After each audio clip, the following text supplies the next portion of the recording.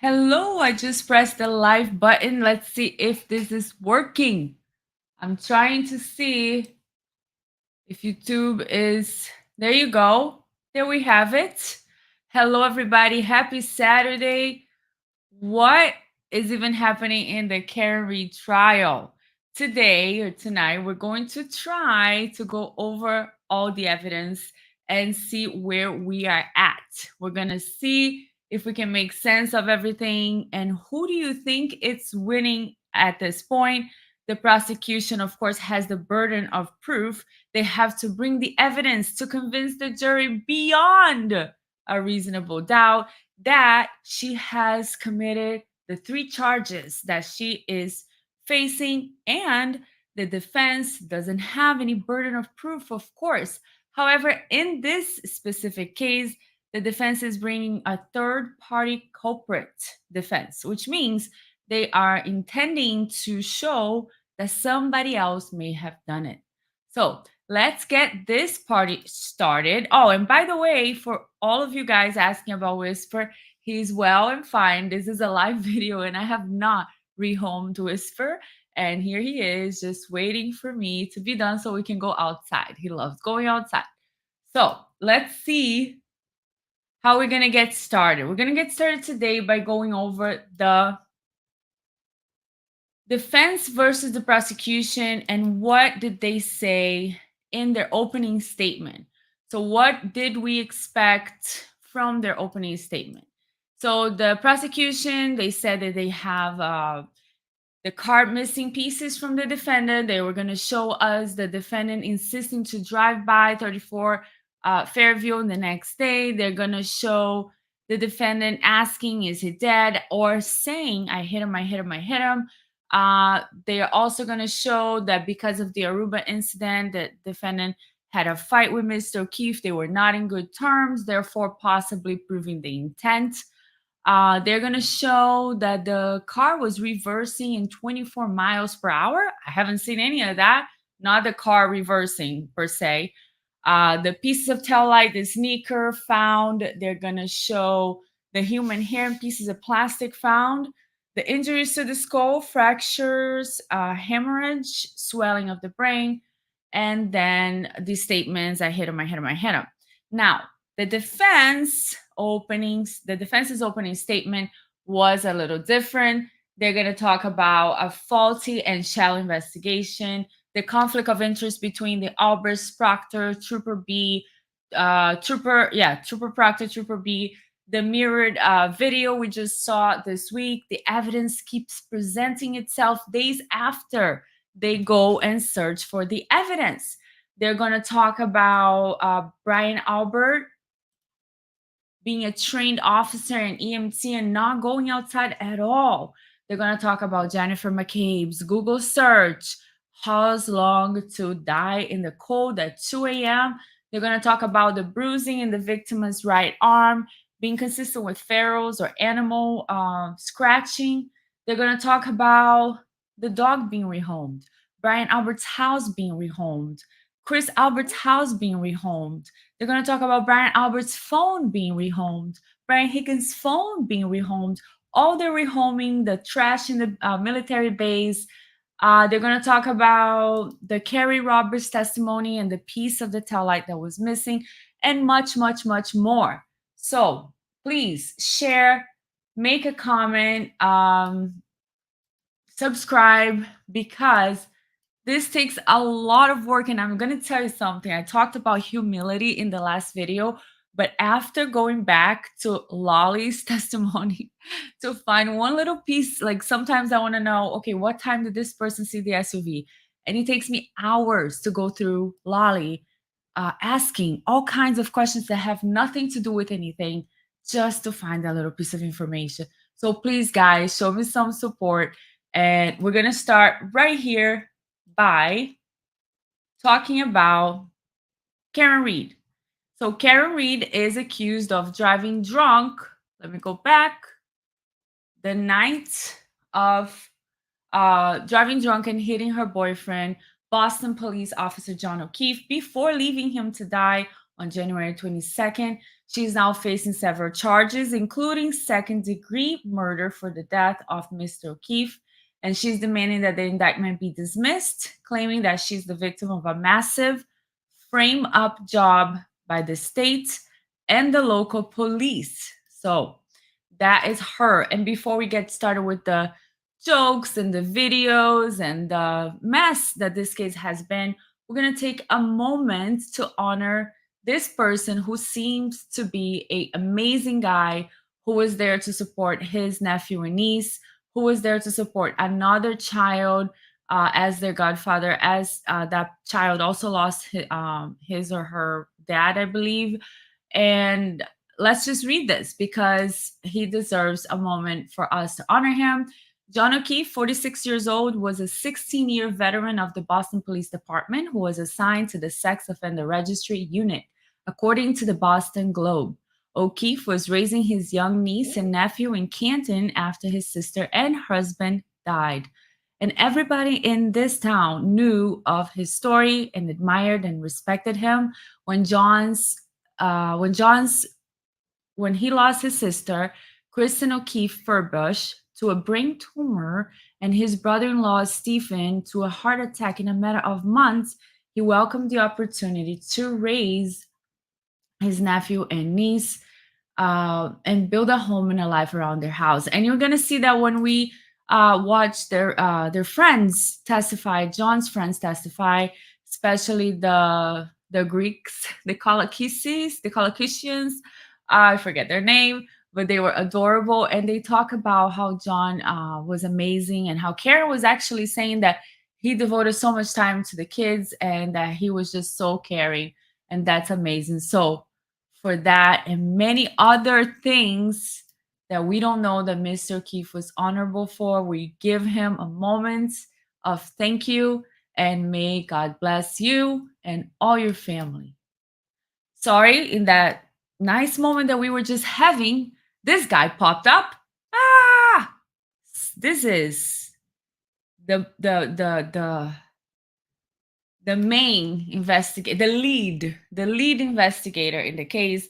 His name is Michael Proctor, and his testimony is coming up. We don't know the date yet, but we do have confirmation that he's going to testify. So grab the popcorn. One of the things he said, the homeowner will not catch a lot of heat because the homeowner is a Boston cop. What else did he say? He told his friends that he was looking at the defendant's phone without a warrant for nude pictures. What else did he say? Well, he said that he wished the defendant would harm herself. Yes, he did. That is what the defense team is claiming Mr. Trooper Proctor has done. Now, do I know that for a fact? No. Have I seen any of that? No. But do I have a little bit of faith in the defense so that they have proof of it? Yes, I do. So, with that being said, Trooper Proctor coming next. We're going to start with the charges. Why are we here? Why have we been here for all these weeks with over 50 witnesses? Whisper, tell me why are we here? He's like, I don't know, Mom. All you do is stay in this office. I don't know. So the charges Karen is facing are very serious. She's facing 3 charges. One is second-degree murder. She's facing manslaughter while operating under the influence of alcohol. She's facing leaving the scene of personal injury and death. So today we're going to try to see what has the prosecution presented so far as these charges go. So I'm going to try to make it organized, but we may go all over the place because the prosecution is presenting the case all over the place. If I was the prosecution, well, I'm not even going to say that because I wouldn't be in that position. But if I did have a case like this and these are the witnesses, I would have put the troopers first. Then, I would bring everybody else because at this point, we are at day 21, I believe, 22, and all the people that came before the trooper to explain the investigation, the evidence itself that they are talking about, They have bashed them the whole time. This person's dishonest, this person is dishonest, this person is this person's suspicious, that person has a relationship. So now the jury's sitting there like, okay, let's hear what you have to say. So I don't know how well that's gonna go. So the first charge being the DUI, we're gonna go over, I believe. But before that, let me just read this real quick, which is the definition of the manslaughter charge, the second degree murder. The second degree murder, an unlawful killing with malice aforethought, thought of or planned. So they're saying that she planned to kill Mr. O'Keefe. And that is a very serious accusation, very difficult to prove. Okay. And so far, what have they shown us as far as the planning? They're using the Aruba fight. They're using the fact that she had some arguments with him about the kids' breakfast. They're using what else? The fact that she seemed to be on a break with him, like friends. We were on a break because she was jealous of him, maybe kissing another girl, and then she started texting with Higgins. Anyways, so we're gonna see the first charge. What kind of evidence did the prosecution show so far? Now, here is Universal Truth. Hello, welcome. Thank you for being here. She said, I have the utmost faith in the defense. I mean, they are the dream team. I can't like start talking about them because I love them. I love them. They're my type of people, my style. I enjoy very much watching them. And spoiler alert, I am working on a video that is going to be just the attorneys and the judge. Is the judge working for the prosecution? We shall see what we can make in a compilation video. So here is the first evidence of a first charge we're going to talk about. This is the thought or planned, right? They're talking about that she thought of killing him before. So the evidence that they have for this so far is number one, Mr. Paul O'Keefe has testified that he saw a fight that the couple had in Cape Cod that was years ago, and also a fight in Aruba. They also fight about her taking the kids to Starbucks too much, taking them to get their nails done too much. And then his wife did say something that was very odd. She said that Karen said, I'll never see you guys again, which I believe it was not good for the defense, right? Why would she say when John died, why would she say to Aaron, who was supposedly a friend, well, I will never see you guys again? That was odd. So we have Laura Sullivan, who said that she asked him if he was happy because that was after the fight that Karen had. And this girl, the smaller picture, not the blonde girl, but the smaller picture, where it says lobby hug. She's the one that Karen believed that may have kissed John in the lobby. And then Karen said F you. She said F you too. And then we have the text messages from Higgins, right? That he was like, oh my God, I think you're so hot. She was like, I think you're hot. And it was just, I can't believe those text messages existed, because this guy is the type of guy that is like, why? He was like, oh my God, this hot woman is texting me and I need to like investigate and see if she really is into me, because how can I believe that? Because nobody's into me. Maybe that's what he thought. I don't know what he thought. But yeah, he seems to be, anyways, let's go back to the facts. Let me not get carried away. The evidence, the charge, thought or plan. So they're using the text messages like, oh, she had a love interest with Higgins. Oh, she was jealous because he kissed this lady. Oh, they had a fight. I mean, is this strong motive? Is this strong motive? Whisper, where do you want to go? Where do you want to go, Whisper? I'm not rehoming you. I'm not rehoming, I promise. Where what kind of motive is that? Like, motive to kill somebody? Really? Because maybe he kissed somebody else, and maybe, I mean, you texted some guy telling him, well, we kind of are not in the best terms right now. I don't know about that. So, hello, Breezy. Breezy the barber. Karen is innocent. We shall see. We shall see. Definitely, I'm leaning towards that. But you never know, maybe week 700 will actually show us why we're all here. So the next, okay, so the next slide, let me see here. Press play, that works. Your vehicle over there? Yes, I did. After having as many as 4 whiskeys. Yes. So he was drinking at the Hillside Bar and then got in his car and drove over to the waterfall as well. I didn't see him drive over, but I assume that's what he did. Yes. Yes. And you continued drinking throughout the evening consistently. Yes. Did you believe you were okay to drive? Yes. Do you recall treating Ms. Reed on January So- 9th? I do not. Do you DUI recall actually charge. ordering her blood in this case? No. Do you recall sending it out to the labs at all? No. As you sit here today, you don't know who collected the blood. That's correct. You don't know who packaged the blood, That would also be a fair assessment. Yes. and you don't know who submitted that to the lab. Correct. For alcohol testing, we need to, there's an anticoagulant in it, and so we will centrifuge it to separate the different layers of the blood. The different layers, the red cells will go to the bottom, and the aqueous portion or the plasma portion will go to the top. And we're not in the business of the legal, I guess the legal aspects of alcohol testing. We don't make any conversions in a hospital. We're not in that business, plasma level, and we don't make any attempts to do any official conversion to a whole blood level.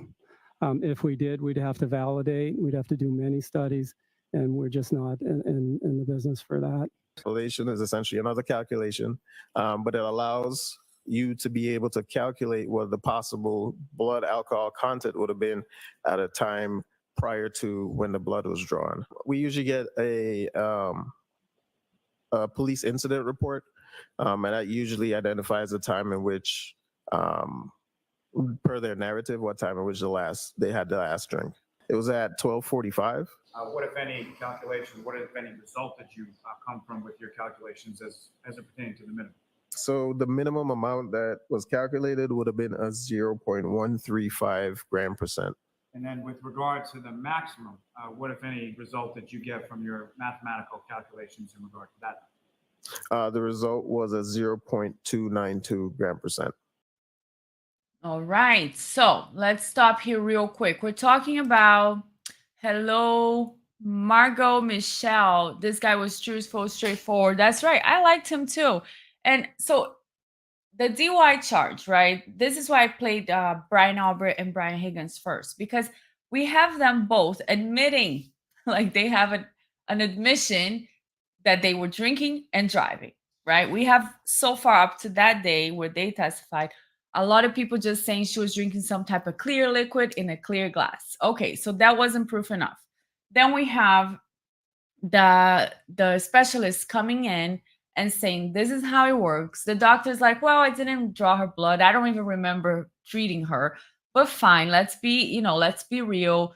The nurses probably do all that because we know the nurses rock and they do most of the work. And they did all that. Okay, they sent the blood, they separated the blood, the liquid, the red blood cells from the plasma. They checked the plasma, and I believe the plasma, we'll see on the next slide, which one has the highest concentration. And then they come up with a number. What I didn't like about that specifically was the fact that they base it all on the time the police report told them to base it on. They're like, well, that was the time that we assumed, so I don't know. I like the guy too. I really like his testimony, Nicholas Robert. I believe that he's legit. He's doing his job well. But that part where they go by wait, hold on, because I got distracted. We're all mad here. This new YouTube layout, where is the like? But I'm so confused because this is the first time I'm doing a live where I had to connect YouTube to the StreamYard. So I don't know what's happening. I'm trying to do it, see how it works, because I don't want to not have it the time I told you guys I would be here. And then next time I'm going to have to figure out what happened. But thank you so much for your comment. We're all mad here. I have to figure it out. And then we have Trace ZDS. It is difficult to see other channels who see the evidence against Karen that I don't see.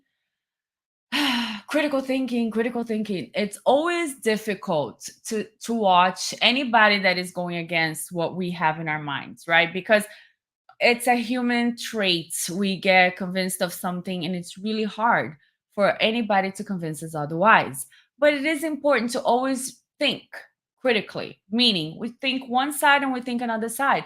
So this is why I'm saying, up to this point, if I was the jury, I would be like, there was no evidence of DUI. On the contrary, we had other people admitting to drinking and driving. And then now we do have some evidence coming in as far as the blood alcohol level. The question is going to be, is the jury going to use that to convict Karen of that, being that in most DUI cases, they have the person in a video, they have the test they do with the breathalyzer test, they have the police report, they have that at the time of the incident, right? And she was with a bunch of police officers that night. Nobody found that she might have been under the influence of alcohol. So why didn't they pull her over? Why didn't they stop her from driving? Why were they driving? So we don't know what the jury is going to think, but I do believe this evidence presented is actual evidence, right? Because so far the prosecution had not presented anything.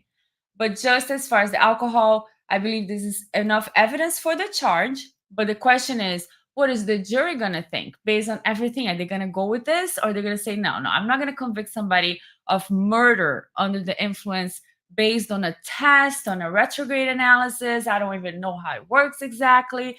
They didn't have anything done at the time. How do they know the time that she stopped drinking? So it depends on how they're going to think. So let me just make this slide a little bigger to read it for you guys. So we have the Justin Rice, the emergency medicine physician. He said he didn't take the blood. He didn't send it to the lab. He didn't sign the report. He doesn't even remember his name. And then we have Dr. Gary Fowler, the pathologist, explaining how the blood is divided. Plasma separated sent for retrograde analysis. And then we have Nicholas Roberts, the toxicology unit, explaining the plasma calculation, how it works, and that in the retrograde analysis he did, that her blood alcohol content was at 9 a.m. between 0.78 and 0.083, which would be right there above the limit. And the last drink was at 12:45. But personally, I don't think I would go with that because it's very close to the limit. They're using a time that is based on the police report and what they predetermined.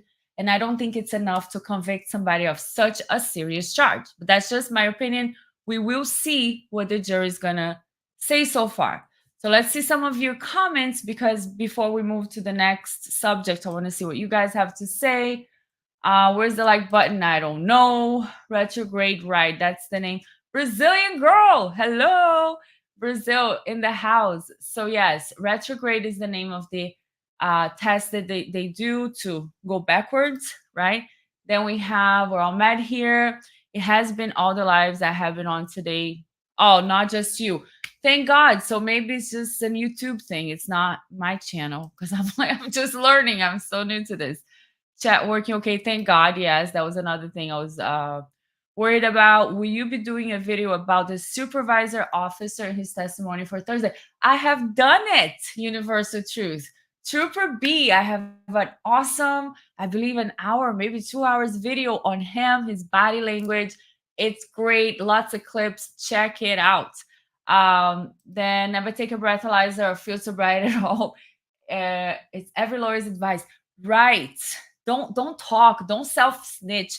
Don't think these people are your friends. They're not. Nobody trying to arrest or investigate you is your friend. And we have Margot is saying Dr. Gary did not want to be there. No, he was like, guys, I have better things to do with my life. Please. Dr. Gary did turn off the fans and AC guy. Oh my goodness, the jury must have been upset. I would have been upset because I need AC in my life. I need it.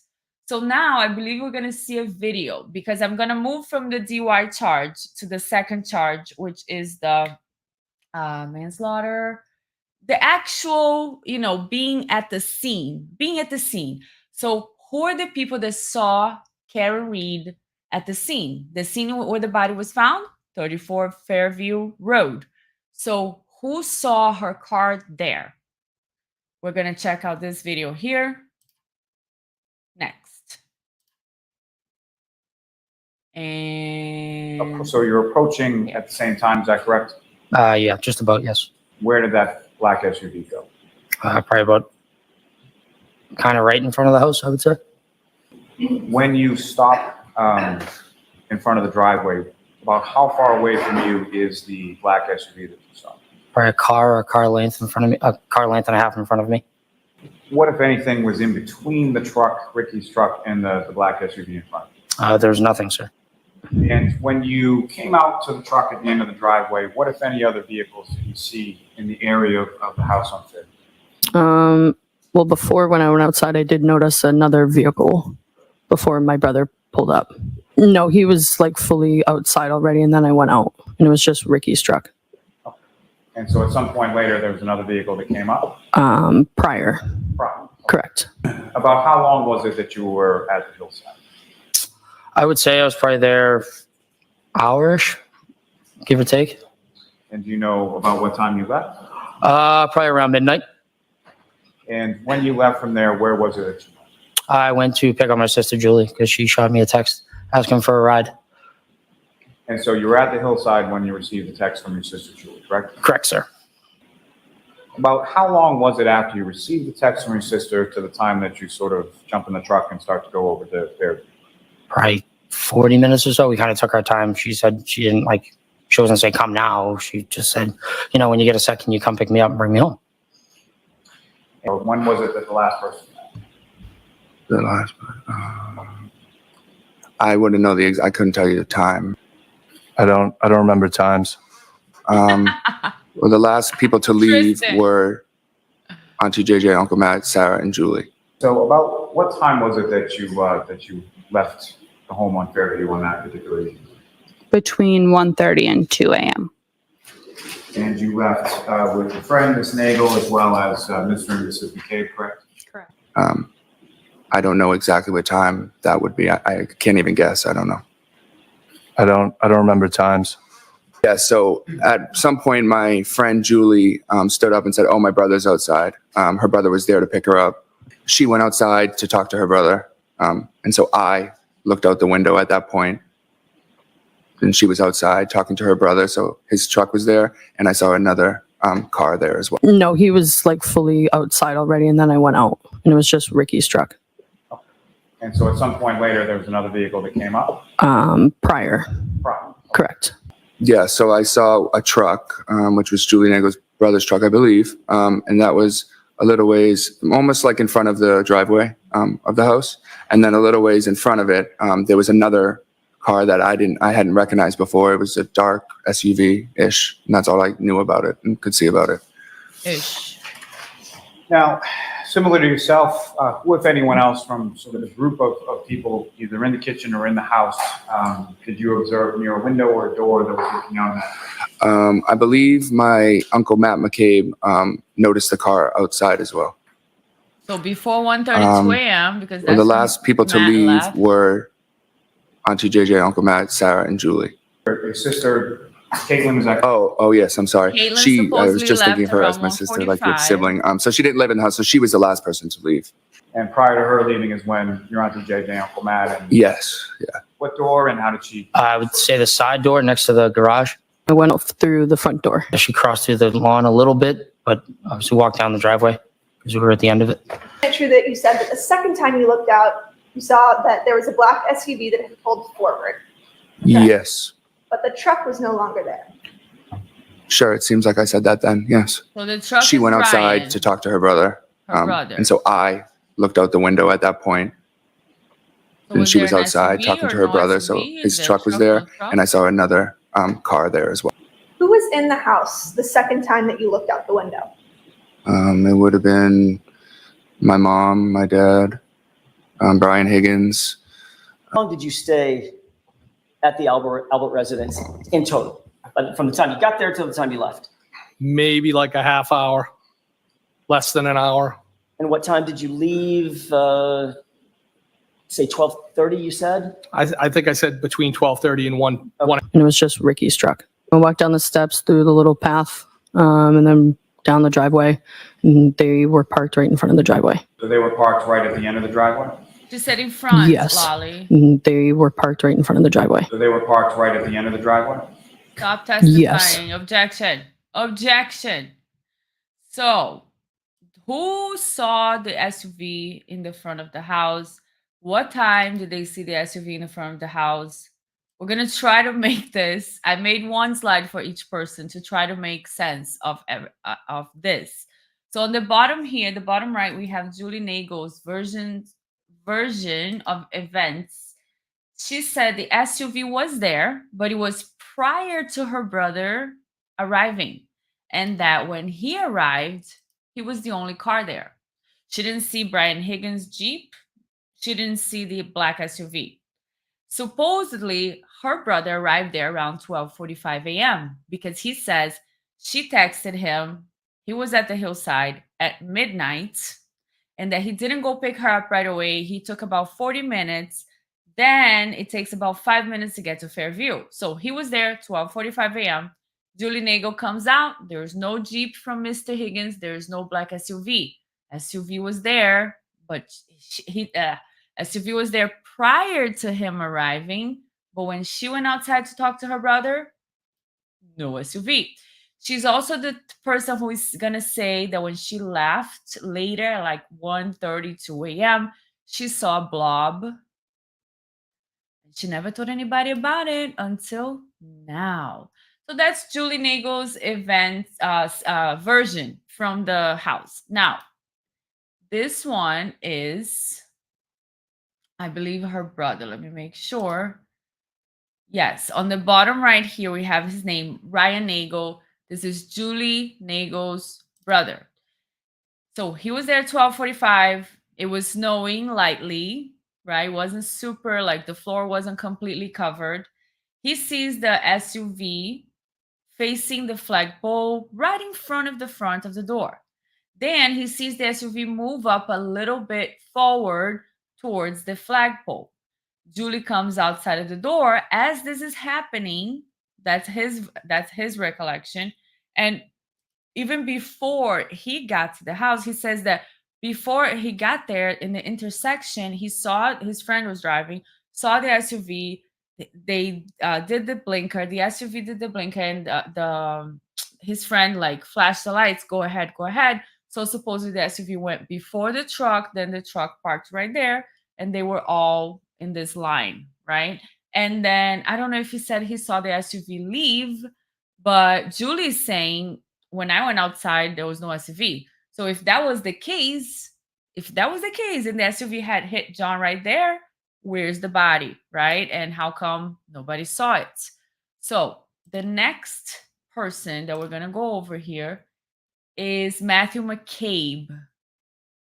Matthew Macabe's version is about 12:20 because he says that he got to the house about 12:15, 12:20ish, and then he saw John's SUV outside. But look who else is outside. There is the Macabe's black SUV in the back. There is the Ford Edge from Brian Albert.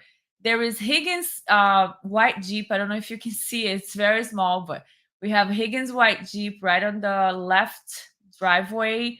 We have his alcohol and his drunk face because he drank like 6 whiskeys.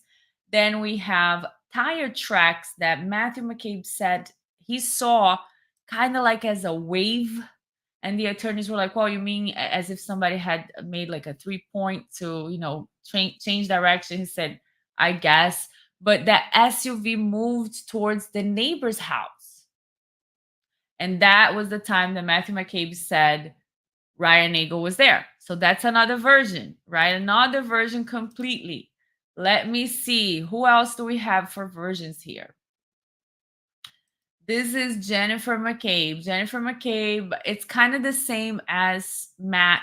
You know, everybody's inside partying, having a blast. You got Brian Higgins, Brian Albert, Nicole, Caitlin, Julie, Sarah Levinson, Brian Albert Jr. inside. The SUV was in front of the house. Then she looks at the window like 3 times. Nobody goes outside to ask if they're gonna come in or not. But she does see the SUV, and she does see Brian Higgins' Jeep. So let me just take a pause here and see you guys and what you guys are saying. This is Jennifer Macabe's version. She saw the Jeep and she saw the SUV. Okay, I don't think she saw the truck. This is I don't want to do it wrong. Michael, Aaron. I apologize if I mispronounced. I probably did. I am 30 minutes behind in my first live stream here on the channel. Welcome. DUI guy just had an installment of Karen Reed's cross-examination breakdown. Karen Reed's cross-examination? What do you mean? Karen Reed hasn't testified. I'm confused. Please clarify so we can know who you're talking about. DUI guy just had an installment on Karen Reed's cross-examination breakdown. Wow, at this entire poop of a case so far. Correct. Then we have, I don't believe for a second Julie made her brother drive to pick her up and she decides to stay for no reason. These kids saw everything and were asked to stay, so evil, allowed to die. I don't know about all that, but sure, everything is possible in this case. We got Margot. The kids in the truck said they left the SUV there. They left the SUV. Okay, thank you, Margot. Okay, I see what you're saying. So Ryan Nagel and his friend, they left and the SUV stayed. Gotcha. Okay. I'm just saying Julie, the sister said, you know, but she said a lot of things that don't make sense too. So I'm not going 100% by her testimony. Joyful Joy, hi. Hello. How are you this beautiful Saturday night? And then we're going to see here another version of events. This is from Brian Albert Jr. And I'm going to say something. This is the one that I had to listen to 100 million times because Lolly doesn't know how to have a coherent thought. So he asks, what time did your friends arrive at your house? And then he goes from the, and I'm like thinking, I'm listening to the video, like trying to get the facts so I can make this presentation for you guys. And then I'm thinking, okay, time, yes, time. And then he starts saying, where do you know these people from? How long have you been friends? Oh, were they dating? How is their relationship? And I'm like, Lolly, focus, please. We're talking about the times. Please focus. But anyways, this is what I got from Brian Jr. Brian Jr. says he sees the tire tracks outside. He does not see the truck any longer. So Ryan Nagel is no longer there. He does see Brian Higgins' Jeep. I think this was about 12:15. He does see the SUV moving towards the flagpole as well.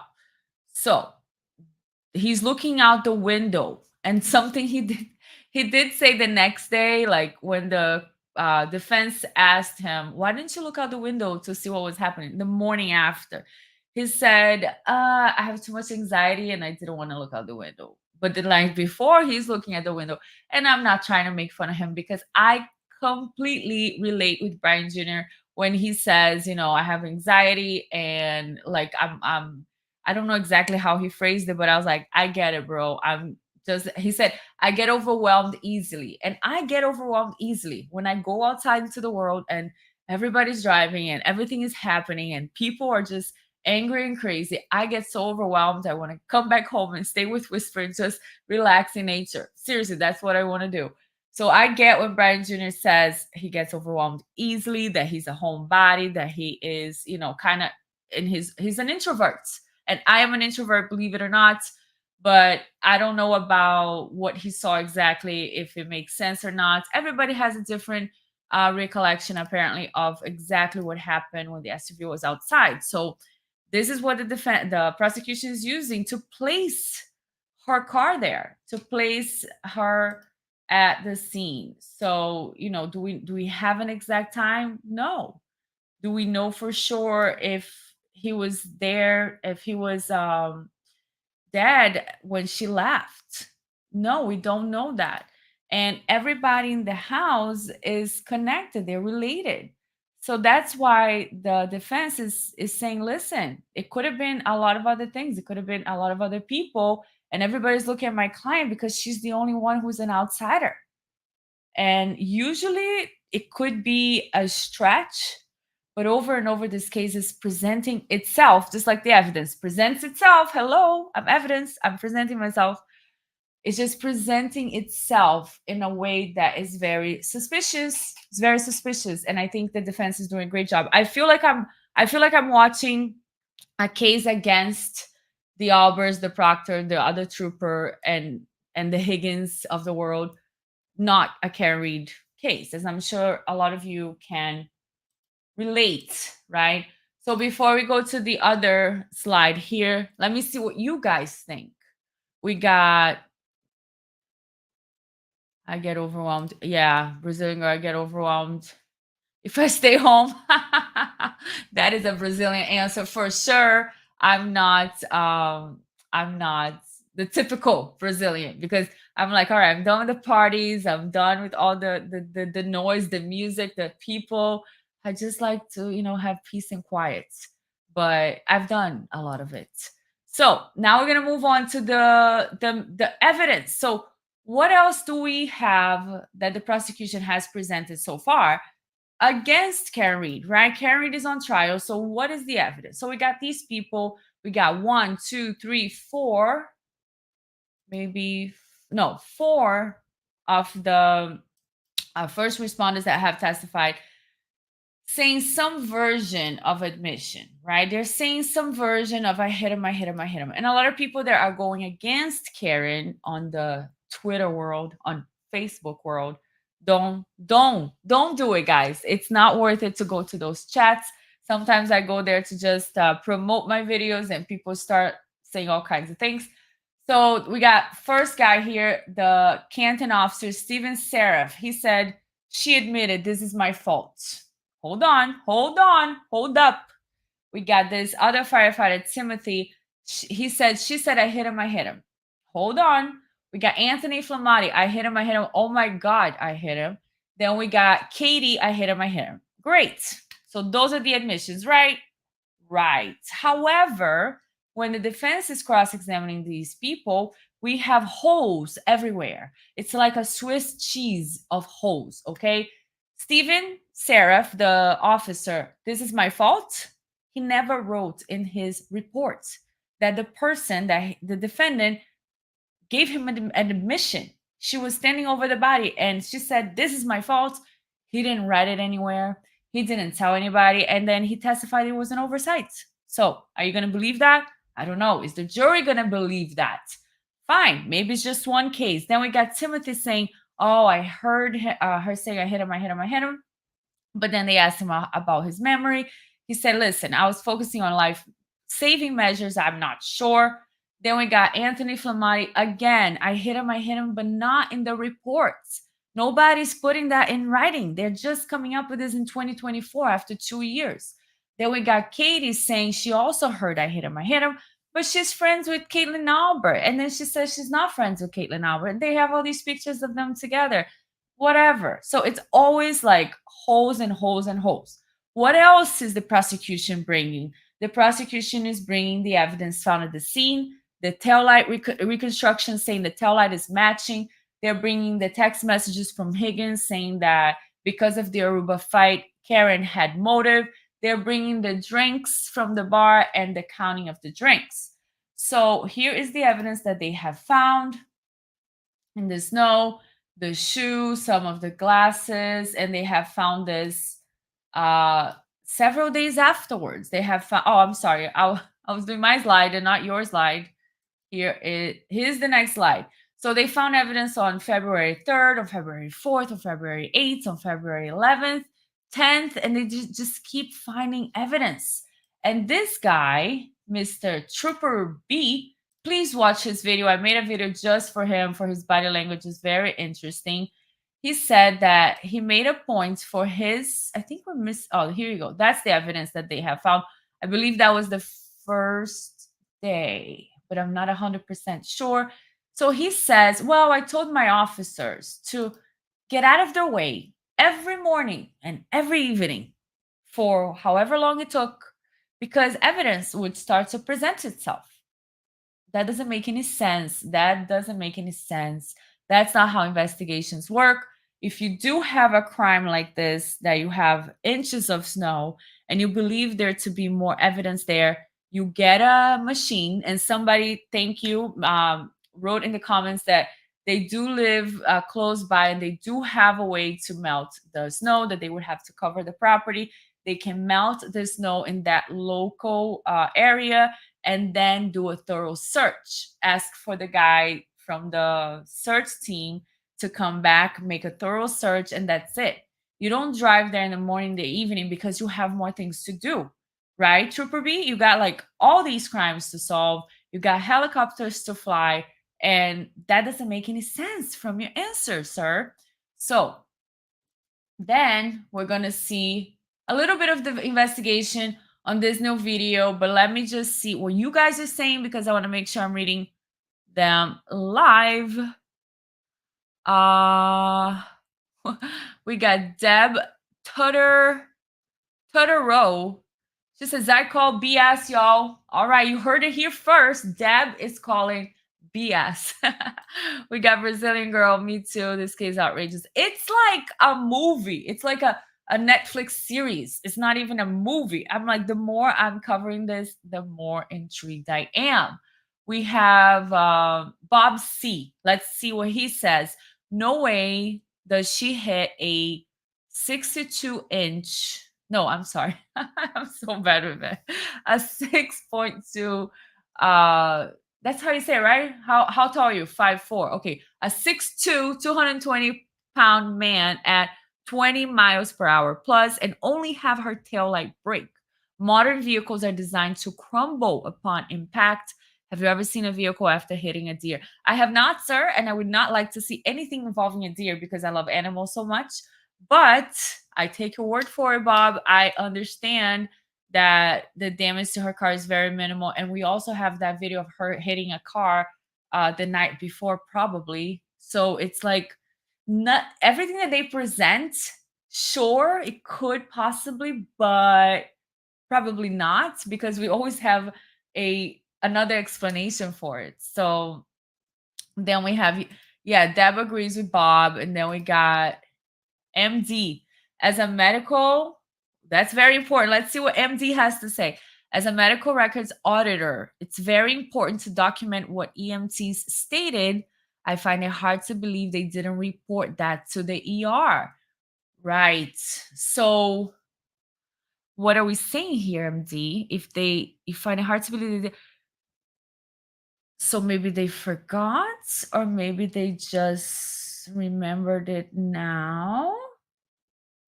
Because I think what you're saying is that when they hear that kind of stuff, they would usually report it. You find it hard to believe that they wouldn't. So let's leave that as it may be. Deb says no fiber on car. Right, from the impact, from his clothes, from what is the connection? MD. So I don't believe them. Thanks for clarifying. I was like, I'm so slow. I'm like, that's why I have to make my slides to make sense, because otherwise I don't understand everything so fast as most of you guys do. So yeah, Deb's agreeing with you. And then we got the witnesses in this case are strangers to the truth.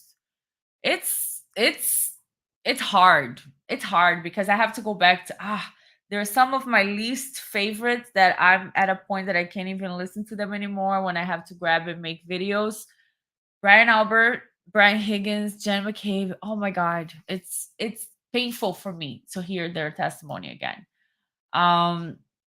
Every chart I have ever audited or coded always has a copy of EMS reports. Yeah, they did have their reports, but they didn't write in their reports that she said, I hit him, I hit him, I hit him. That's what they're saying here. Bob is saying, I also find it shady that during, as they call it, a blizzard, Brian Albert leaves his house to drive to the Macabes to talk to the police. Right. He didn't leave the house to go outside and see if John needed any help or if any of the EMTs needed any help. But he did go outside to make sure that he was present at the Macabe's testimony. Right. We got, oh, you got to help me with your name. Aaron. What, if anything, could you ever find from Lolly's Direct? It's frustrating. I started today in the morning and I only ended my PowerPoint presentation here. It's not PowerPoint. Right before the live started because I was trying to make sense of certain things and I have to go back to Lolly's Direct. It's painful. And during the week when the trial is live, I watch with Emily D. Baker. I love her. And like even she's speeding it up. And it's so funny because I speed it up on my phone and then she starts speeding it up and it's like 4 times fast. And still, like I can't follow him. What's the lip gloss so pretty? After I do all the YouTube things, like Emily says, I will post it in the description, the makeup things, because somebody else asked me about the eyeliner the other day.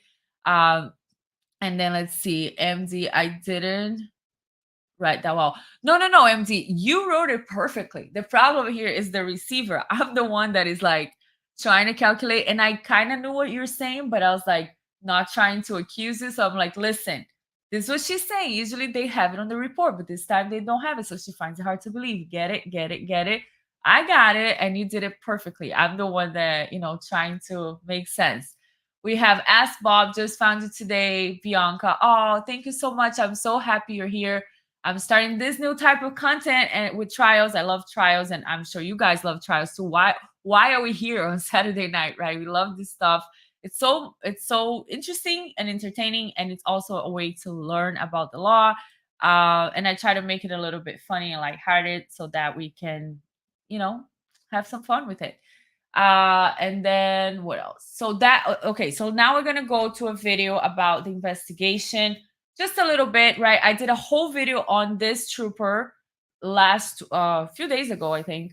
And so if you want to watch the whole video to see all his testimony, like not all his testimony, but the body language throughout his testimony, that's what I focused on. And right now we're going to do this one, which is a small compilation as well. Let's see. Trooper Proctor, you were notified. I am not Trooper Proctor. No, you're not. Sergeant Buchnick.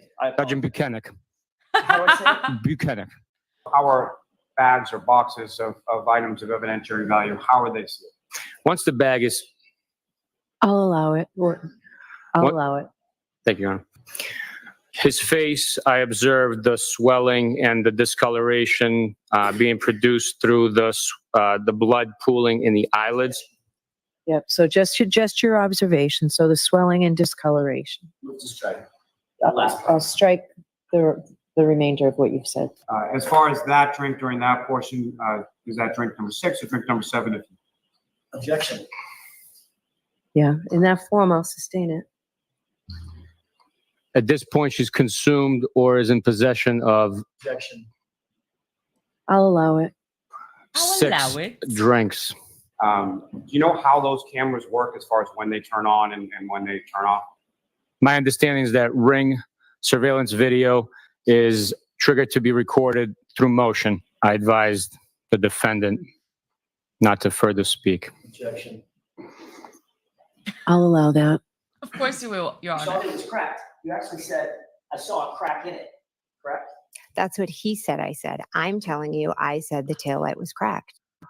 That was my description. Got it. So in a state of shock, you said there was a crack. Yes, it will say that I said it was cracked and missing pieces. Right. Does that look like it's cracked and missing pieces, or does that look like the entirety of the taillight is basically gone? Again, in that picture, there are the red pieces. There are some of it still there. So it was cracked and missing. In a state of shock, that was my description. Got it. Is an extremely blunt person, and she was giving personal feelings about the situation and room. And the one she did on the phone, I said, she's telling them everything. I know. Because Carrie is an extremely blunt person, and she was giving personal feelings about the situation. And I was horrified by it. Horrified.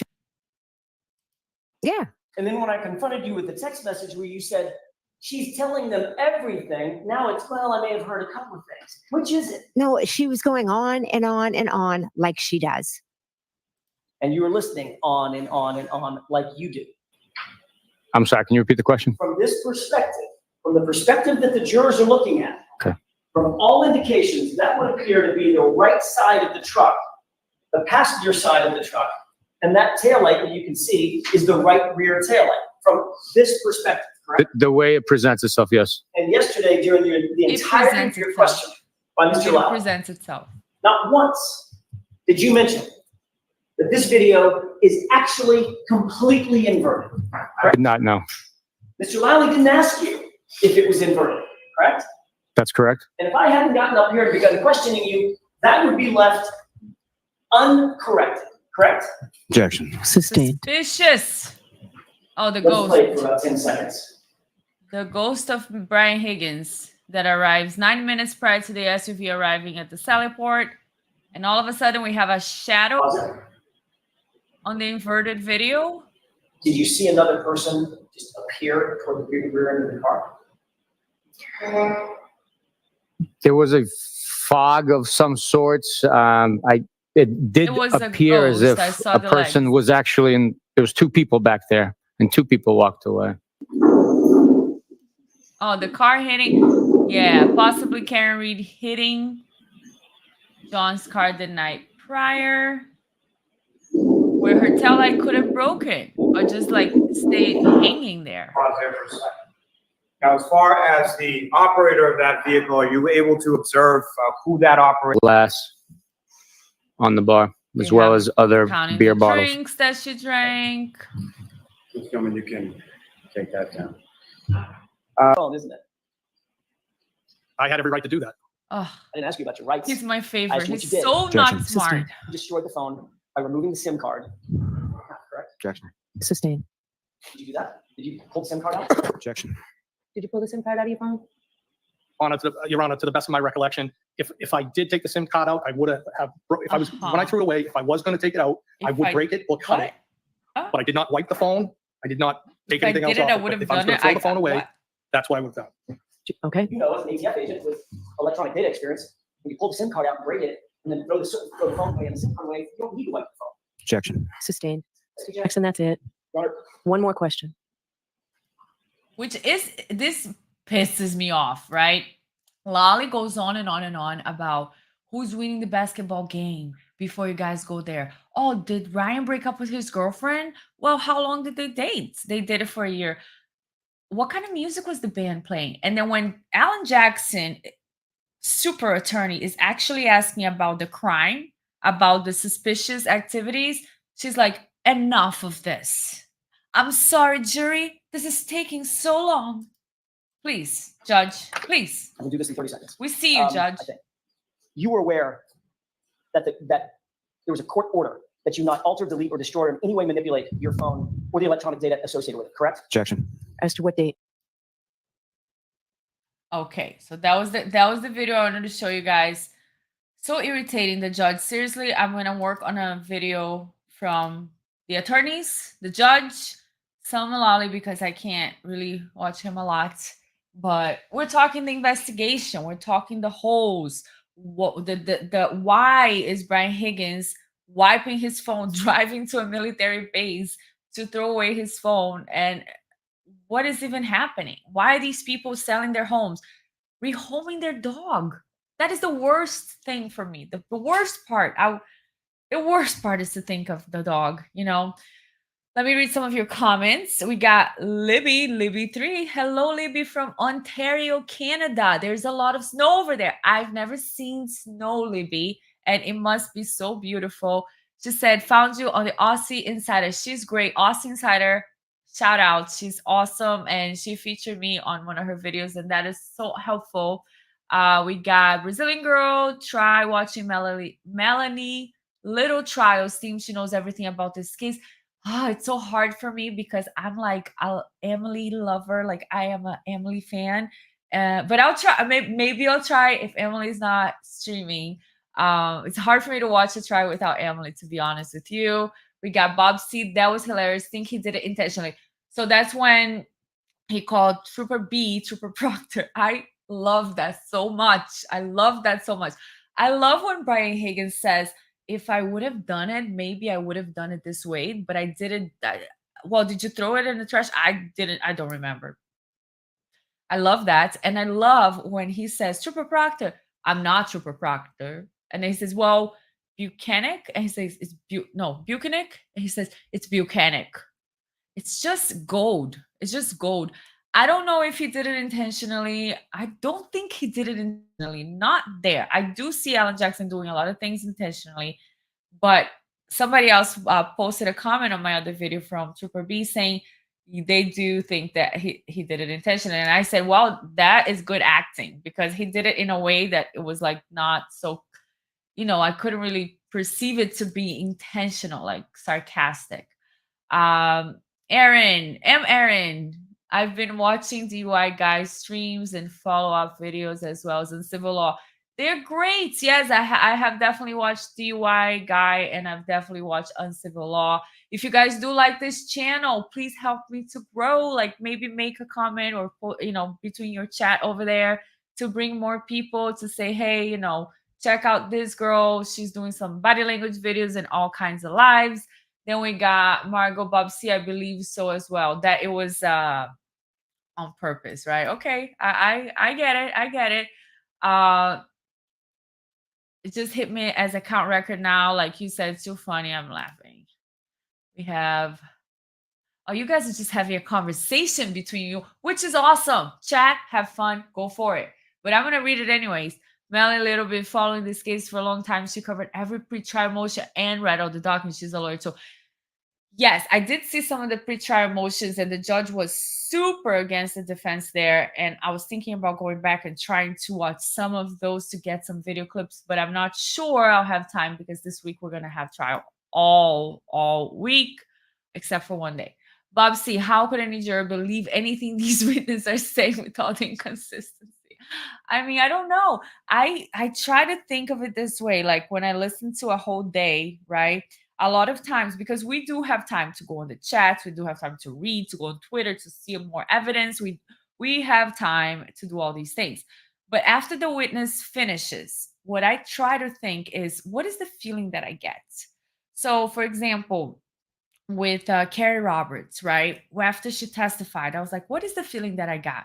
Not looking into anything, just after, because that's what the jury has. The jury only has that moment of watching the witness and then sitting with their thoughts. They can't discuss the case. They can't do research. So with Carrie Roberts, for example, I felt, oh, I believe her. That's how I felt. I was like, oh, she's very emotional. She actually shows some sorrow and some grief for losing her friend. She seems sincere. She doesn't want to be here. She's uncomfortable, and I believe her. Now, when it comes to Mrs. Jennifer Macabe, I didn't make one video on Jennifer Macabe. I made 2 videos, longer than like an hour, on her and her body language. That's how I felt after. I was like, I got to make a video on this lady. She's insane. Like, for me, I wouldn't be able to have that type of woman as a friend because she just seems to be gaslighting you. She just seems to be so argumentative and so, I don't know, arrogant. I just couldn't stomach her. So for me, her testimony went out the window. I don't believe her, anything she says. So I don't know how the witnesses, I don't know how the jury is looking at all this, but that's how I try to think. They don't have all this information we have. So after the testimony, like for example, Trooper B, I was very impressed with his resume. I was like, wow, he flew helicopters for the president. He did all this, military, Marine, and then all of a sudden, you're trying to trick us, sir? There's a mirror video with a ghost and you don't tell us about it. You're testifying like nothing happened here. Then the feeling that I got was that I could no longer trust him. So I don't know how you guys think, but that's what I got. I get after every person testifies. I have every right to believe that act is suspicious. Right. Brian Higgins, I have every right to destroy. Sure, sir. I think that a lot of times, Brian Higgins, when I'm watching you and you're like thinking, like I can see his brain going round and round, like, I hope I don't go to prison. I hope I don't go to prison. I hope I don't go to prison. We got BB Collins. Hello, BB Collins. I think it's interesting that the picture of the reassembled taillight has a small bit of plastic missing in the same spot we see it's missing from the video after Kara Roberts backs into John's car. We have this in our slide. We're going to go over that in our slide because I do think it's very, very good evidence because it's exactly the same piece that they couldn't find, right? Interesting. The judge never tells the prosecution to hurry up or last question. Never, never. It's like she's saying, yes, Lolly. Yes, my Lolly. My Lolly. Oh, she objects for Lolly. She objects for Lolly. Like there's no objection. She'll be like, would you like to object, my Lolly? Like, I'm like, lady, stop it. And he is insufferable. Like he's so irritating. His voice is low. He doesn't know how to have a coherent question. He says, what if we take all the hours of the trial and we remove what if and who if anyone, what if anything, when if any when, where if anywhere, if we remove that, we're going to shorten our trial time by half. I swear. Judge was so concerned about the time, but let's Lolly take a day and a half about fraudulent video. Right. No problem with the fraudulent evidence. No problem with the mirrored video, but don't ask too many questions. Defense, what is this? You're trying to have some rights here? No, not in my court. Not in my court. Yes, and is now an attorney. It's good because she paused and explained facts she knows from following the case so long. Yes, that's awesome, guys. Awesome. Lolly, BB saying Lolly has wasted so much time asking the same questions about the snow, and that's fine. But she's consistently hurrying the defense along or cutting off their questioning. And in the beginning, she was a lot worse. Now she's getting a little bit less. Well, she's going back to how she was. But she was she was very bad in the beginning. And I believe she got a lot of people criticizing her. So that now she's pretending to be a little bit more fair, right? So here is some of the stuff we're going to see, the inconsistencies, the anomalies that we're going to see in this case, and the defense is going to point them out for all of us because so far we were looking at the evidence the prosecution has brought, right?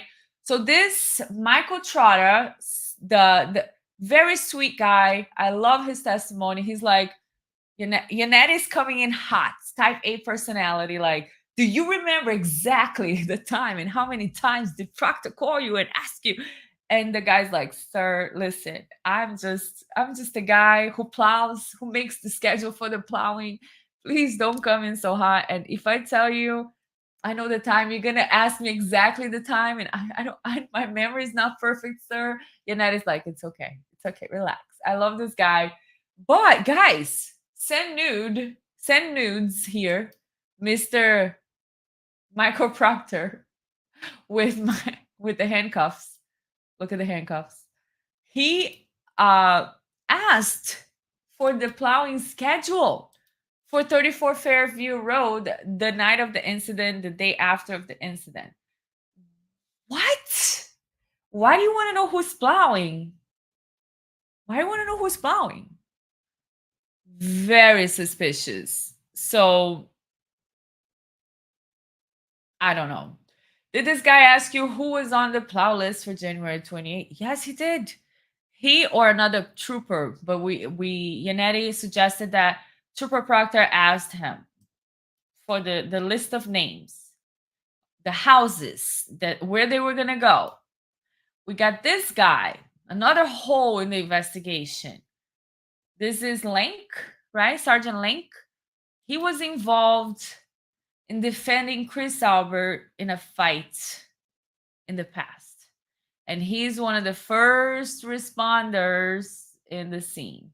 He got involved in this fight. He was drinking. He was at a bar. Then he goes to his car to drink and drive, as all police officers do, apparently, in Canton. I'm just kidding. I don't know about all of them. But this guy did say he was drinking at the bar. He goes outside. He's in the car. And then Chris comes and says, hey, I'm about to get into a fight. They get into a fight. Nobody does anything. Nobody presses charges. Nobody's arrested.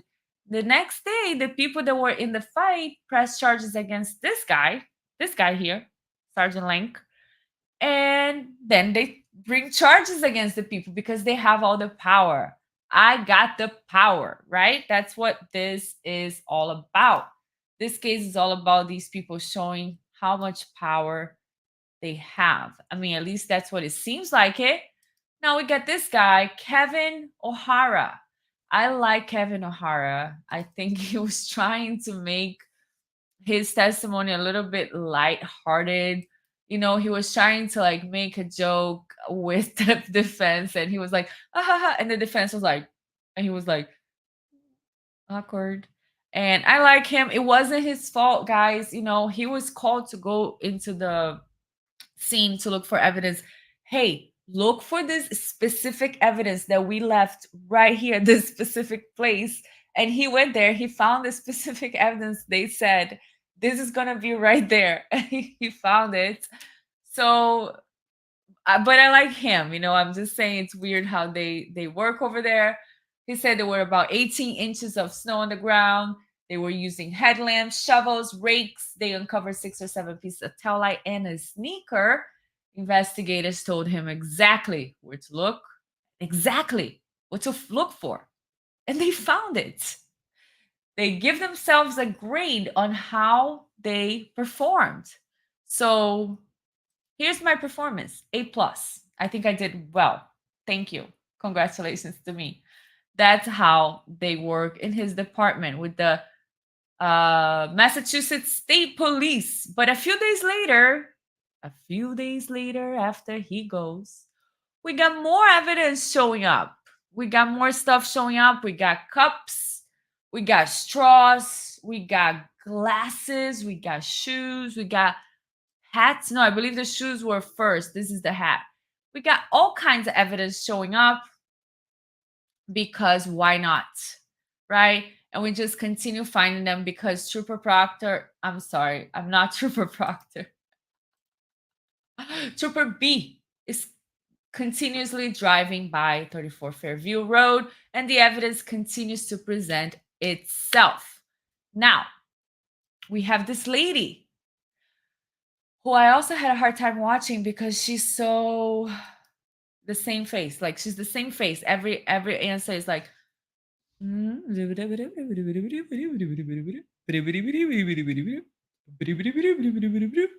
like, okay, lady, chop, chop. Tell us what you found. Give us the DNA, lady. Have some life into your face. But she did no DNA. She took 2 swabs. She swabbed everything together. She took everything together. And then she didn't test for DNA. So we don't know if there was somebody else that touched the shirt, the sweater. There was vomit on it. We don't know if it was his. We don't know if he was in a fight with somebody else, if we would have found somebody else's DNA. Now, in a normal investigation, wouldn't we want to know, did he have defense wounds? Did he have any DNA on him from somebody else? But no, this lady just rubbed all the swabs and everything together, and there's no DNA. So that was suspicious to me. More like kind of incompetent. I don't want to call anybody anything, but like, why would you have all this evidence and do all these tests if you're not going to test for DNA, right? So I don't know. Trina Grassi. Hello, Trina Grassi. Welcome. She's saying someone should make a list of all the suspicious evidence, miles long for sure. To be honest, I have seen it online. I have seen it, I believe, on Facebook, on Twitter. But the thing is that it keeps growing. It keeps growing. So I will grab it. I will post it in some of my next videos, what people have listed so far. But yeah, it just keeps growing. We got BB Collins. The amount of evidence Lolly has presented that hasn't actually been tested has to be a world record. Right. So you got all these things and we're not testing, but he did say there would be testing. So maybe there will be testing. Bob says Lolly's boring. He shows 20 pictures of the same thing, and thanks to him, we know for sure that it was snowing. Yes. What, if anything, was the weather like? And what, if anything, did you see falling from the sky? That's right. Trina, how did they think no one could tell it was backwards? I couldn't tell that it was backwards the first time I saw it, but the internet's so fast that like 5 seconds later, everybody was like, look at the 4, look at the police, look at the 4. I'm like, whoa, you guys are smart. Yes, it's backwards. It's backwards. It's backwards. Sus. Margot, it was great to catch a live with you. I got to go and finish my thesis too soon. Good luck, Margot. See you next time. I hope you watch the rest later. Mwah, good luck. Thank you so much for being here. So let's keep with this because we're almost done. Now we have Ashley Valier, forensic scientist.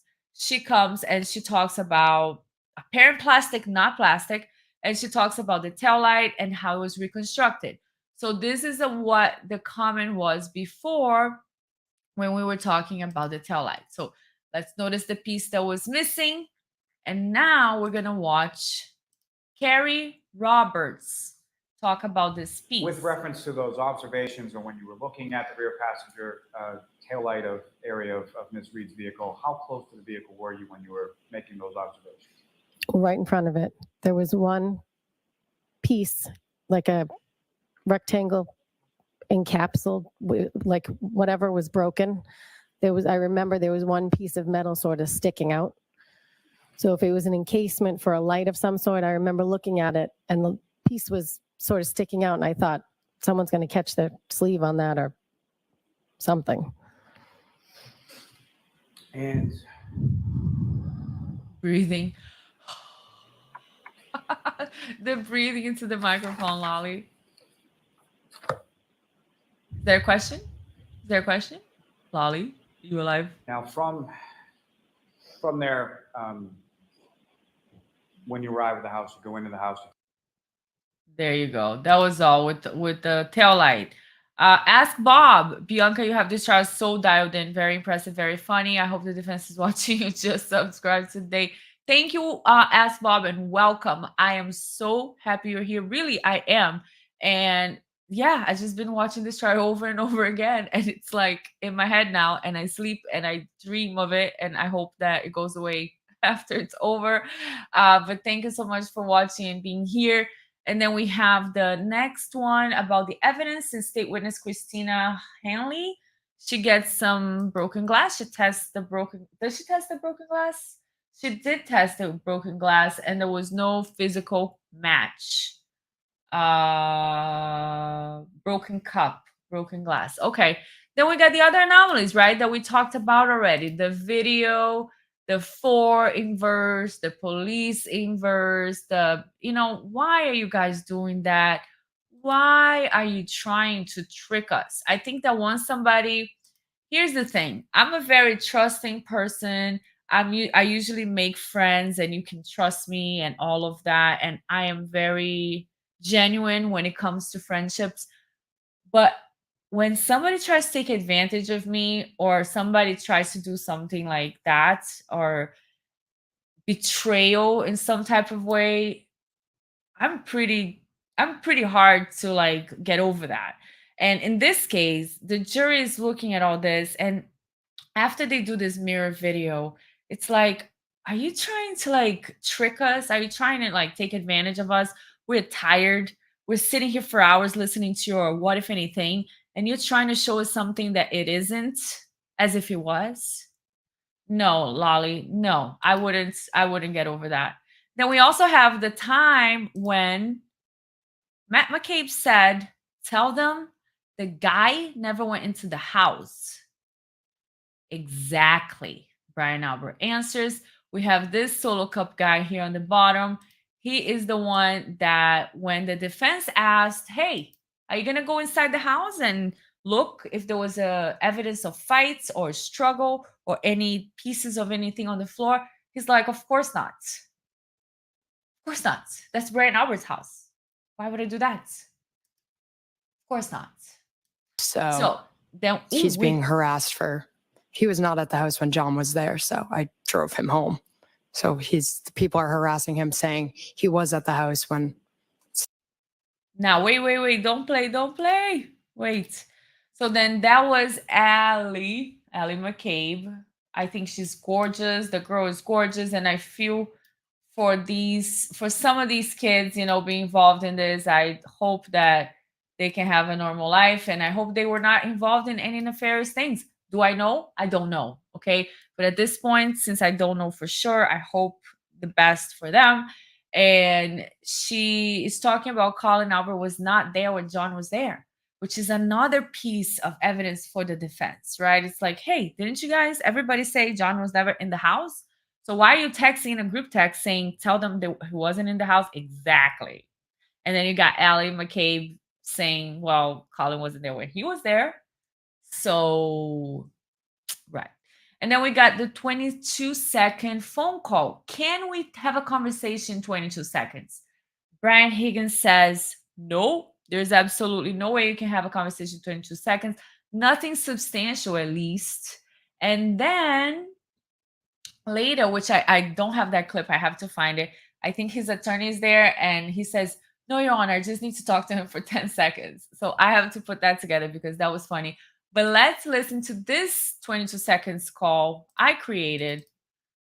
Oh, I can't do that? Okay, so hold on. I'm going to pull it on the YouTube world and we're going to listen to this one, which is the 22-second call that could have been. It could have been, but it could have been.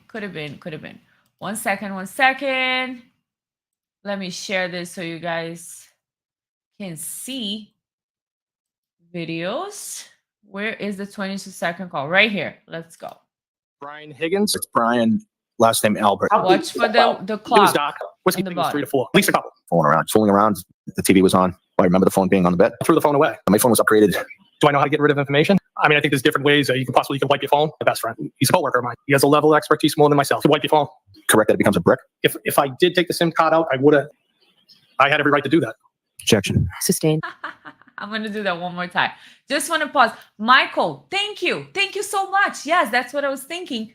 That makes sense. Thank you so much. Now I don't have to call you Aaron anymore. Michael, thank you. So let's do the 22-second call one more time.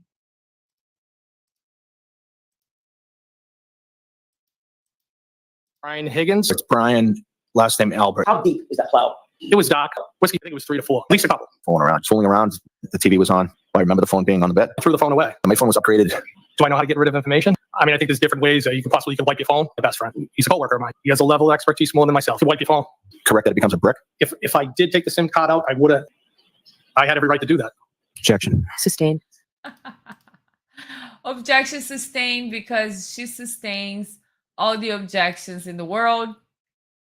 So let's see where the PowerPoint takes us from now. In September of 2022. Okay, Higgins. Let's watch some Higgins because he's one of the longest videos I made. I think his video was 3 hours long that I made on this guy.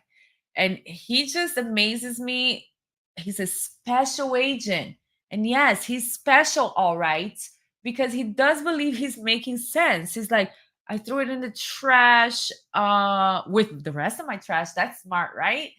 No, sir, you don't sound smart at all. So let's get a little bit of this as the defense using the third-party culprit defense. You were served with a preservation order for your phone, were you not? Yes. After September of 2022, you never received anything in writing that canceled or lifted that preservation order, correct? That's correct. Before you threw the phone away, you did a factory reset of it, did you not? No, I did not. Having read that document, sir, does that refresh your memory about telling those people in May of 2023 that you did do a factory reset of your phone? That's not accurate. Did you take the SIM card out of your phone, yes or no? I don't know. Did you testify that that's what you do when you get rid of phones, sir? What I said was that might have been the extent of it if I was to have done that. You swore to tell the truth. Yes. You raised your right hand. That's correct. did you say the following, quote, "I made sure that somebody couldn't put it in their phone"? Yes, I did say that. And you'll agree with me that you took that destroyed SIM card and put it in a trash bag, did you not? I believe it went in a trash bag, yes. It went. Well, you used the passive voice. It went in a trash bag. Did it fly out of your hand unexpectedly into a trash bag, sir? No, sir. It would have been disposed of with the phone.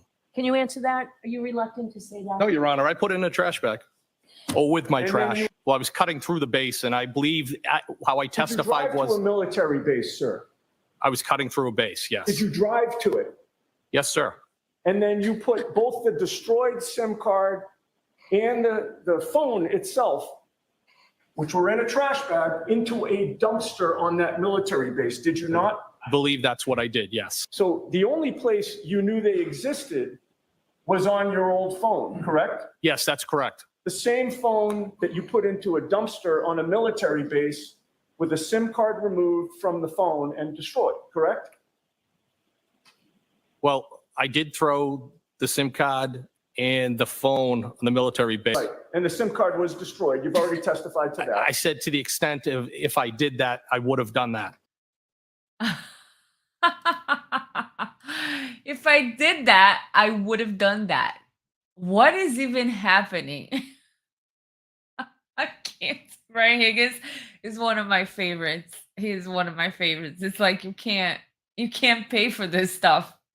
Trina says law enforcement try to play dumb about phone protocols. Yes, like I don't know how phones work.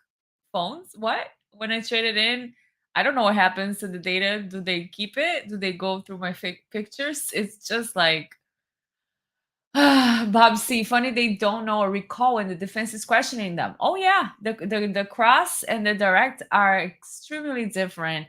They're all proud and all pumped up of themselves when they're doing the direct examination. When cross comes, they start to stutter. If I did that, I don't know. Amazing, amazingly suspicious, and we're getting to the end, guys. We're getting to the end, and you know. They know how to track and recover info from phones due to their profession. Correct. It's like when somebody was questioned. I think it was the solo cup guy with the bald guy. I forget his name. He was questioned about 48 hours. Is it important to have this crime at the scene investigated in 48 hours? He's like, 48 hours? I never heard of this 48 hours that you're talking about. What does that have to do with anything? So, you know, this is the trial that we're watching. And this is why everybody's watching this trial, because we got all these things that are amazing happening in the trial. Ask Bob, these guys know phones when they're sending drug dealers to jail. Yes. And that is what pisses me off, right? Because they will have the law against people in a harsh way. But when it comes to their family, their underage drinking, their drinking and driving, their destruction of evidence, manipulating evidence, they're just sitting pretty. And the judge's like, I'll allow it. I'll allow it. So the next video I'm going to make, sort of, if anything may be sustained, is going to be on the judge and the attorneys, hopefully. So I'm trying to make like a shorter video, just a compilation of them. And if you haven't watched it, guys, I do take a lot of time trying to create video clips and the presentations along to make the video as entertaining as possible.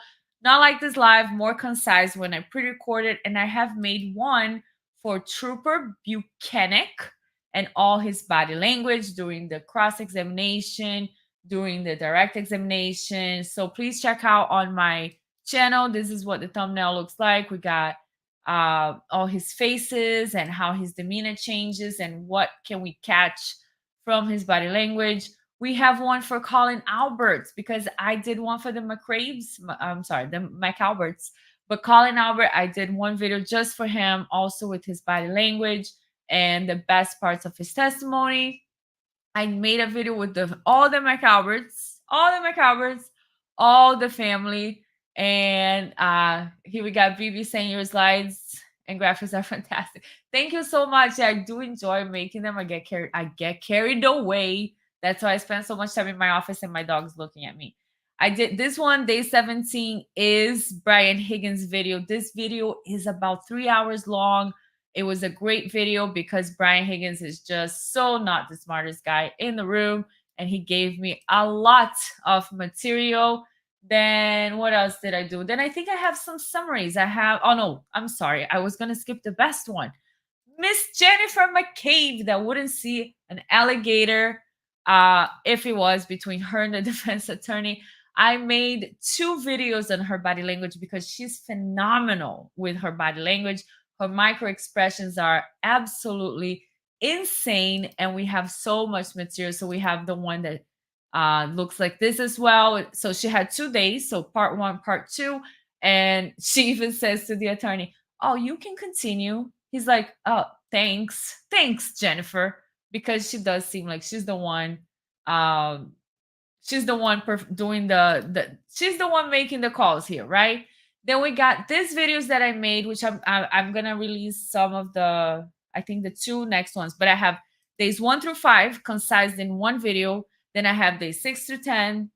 You know, you get the point, right? I'm just trying to make it concise in one video in case you guys think, oh, how is that person's testimony? Then you can go to that video and watch. Richard, thank you so much for your super chat.